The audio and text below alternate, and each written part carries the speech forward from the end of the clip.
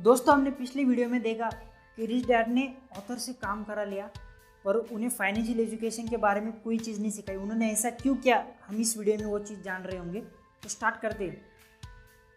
तो Robert rich dad से मिलने के लिए पूरी तरह से प्रिपेयर थे, उनको फेस करने के लिए प्रिपेयर थे, पर प्रॉब्लम थी जो रॉबर्ट के पिताजी वो काफ़ी नाराज़ थे रिच डैड से कि उन्होंने बच्चों से काम करा लिया। उन्हें ऐसा लगता था कि उन्होंने चाइल्ड लेबर को अब्यूज़ किया है, उनके ऊपर केस होनी चाहिए। फिर भी ऑथर ने उनको मनाया और कहा कि मुझे एक बार उनसे मिलने दो, उन्होंने मेरे साथ ऐसा क्यों किया ये चीज़ मुझे जाननी।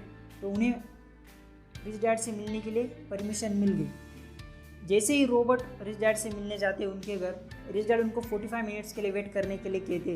उस दिन सेम चीज़ हो रही थी, उनके एम्प्लॉयज़ उनकी मीटिंग्स उनके घर के अंदर चल रही थी।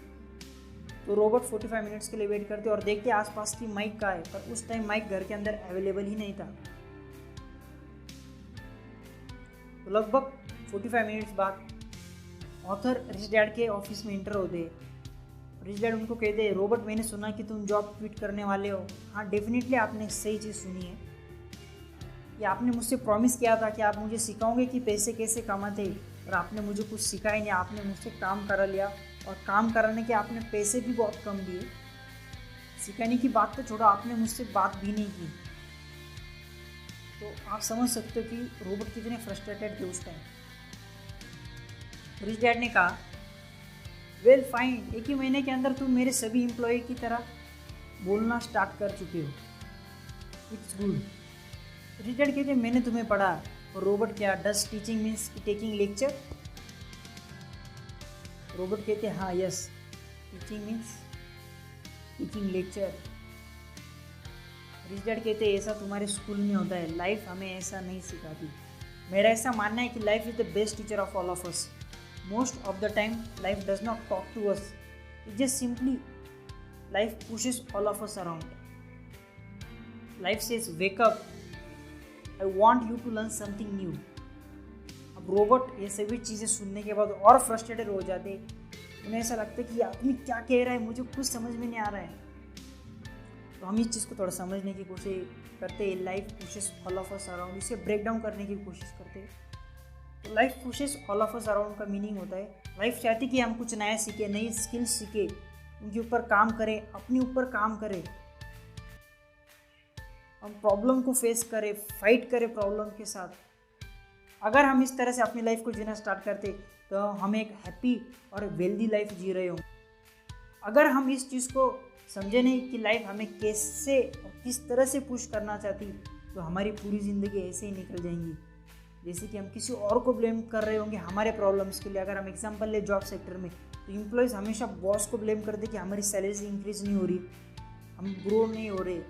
पर एक्चुअल में उन्हें अपने आप को ब्लेम करना चाहिए, क्योंकि वो स्किल्स अपडेट नहीं कर रहे, नए स्किल्स नहीं सीख रहे। अगर वो नई चीज़ें सीखेंगे तो उनकी कंपनी में ब्रांड वैल्यू होगी।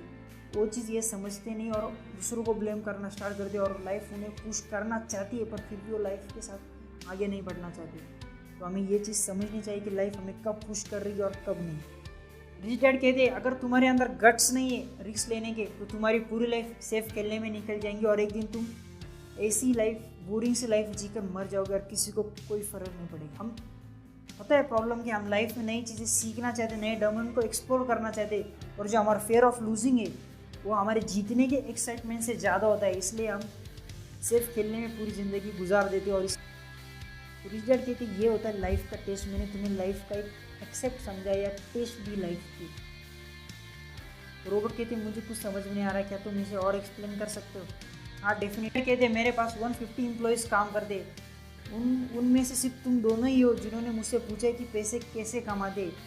तो बाकी सभी मेरे पास सिर्फ जॉब्स के लिए या सैलरी के लिए आते, और वो कभी ये चीज़ जान नहीं पाते पैसों के लिए काम करें, और उनकी पूरी लाइफ ऐसे ही गुजर जाती है, निकल जाती है। आप मान सकते हो वो कभी भी लाइफ को जी नहीं पाते। जब माइक ने मुझे बताया कि तुम लोग पैसे कैसे कमाते ये चीज़ सीखना चाहते हैं, तब मैंने डिसाइड किया कि मैं एक कोर्स डिज़ाइन करूँगा जो तुम्हें रियल वर्ल्ड से कनेक्ट करेगा। पर फिर मैंने सोचा कि late life pushes you around. अगर मैं सिर्फ बोलता रहूँगा तो तुमसे चीज़ें ऊपर से निकल जाएंगी, तुम कुछ सोच नहीं पाओगे। दैट्स व्हाई मैंने तुम्हें सिर्फ 10 सेंट्स पर आवर पे किए, ताकि तुम चीज़ें समझ पाओ, इम्प्लीमेंट कर सको, और तुम समझ पाओ लाइफ की इस गेम को तुम समझ पाओ। क्या तुम आप समझ चुके हो कि मैंने तुम्हें 10 सेंट्स क्यों दी? तो फिर भी ऑथर कहते हाँ नहीं, मैं अभी भी नहीं समझ पा रहा हूँ कि तुमने मुझे 10 सेंट्स क्यों दी। रॉबर्ट कहता है कि तुम इस लेसन को और समझा सकते हो आसानी से। तो रिच डैड कहते तुम मुझे ब्लेम कर रहे हो अपनी प्रॉब्लम्स के लिए, stop blaming me. If you think I am the problem then you need to change me, and if you think you are the problem then you need to change yourself. दुनिया में लोग दूसरों को change करना चाहते, वो अपने आप को चेंज नहीं करना चाहते। लेट मी टेल यू, खुद को चेंज करना सबसे आसान काम है, वजह दूसरों को चेंज करें। इतना सब सुनने के बाद फिर भी ऑथर को लगता है कि उनके साथ नाइंसाफी हुई, और फिर भी वो रिच डैड को ब्लेम कर दे। रिच डैड कहते तुम अगर तुम्हारा एटीट्यूड चेंज नहीं करोगे तो तुम कभी भी नई चीज़ें सीख नहीं पाओगे, तो चेंज योर एटीट्यूड फर्स्ट। तो रॉबर्ट पूछते कि अब मैं क्या करूँ? तुम 10 सेंट्स पर आवर मेरे लिए काम करो, खुश रहो।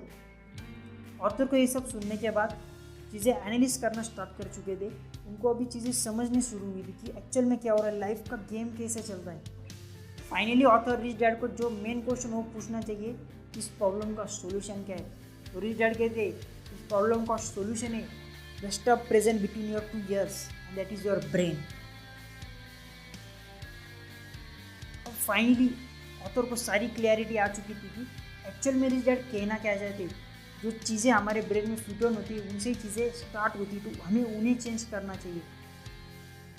दोस्तों अब आप समझ चुके हो कि हमने चीज़ें कहाँ से स्टार्ट की। हमने एक चैप्टर से स्टार्ट किया जहाँ ऑथर ने एक स्टार्टअप स्टार्ट किया, फिर उसमें फेल हुए, फिर वो रिच डैड से जाके मिले। रिच डैड ने इनसे काम करा लिया पर इन्हें कुछ सिखाया नहीं। और इन्हें क्यों सिखाया नहीं? क्योंकि इन्हें क्लैरिटी देने की थी रिच होना एक्चुअल में कैसे होता है, या माइंडसेट में चेंज कैसे होते।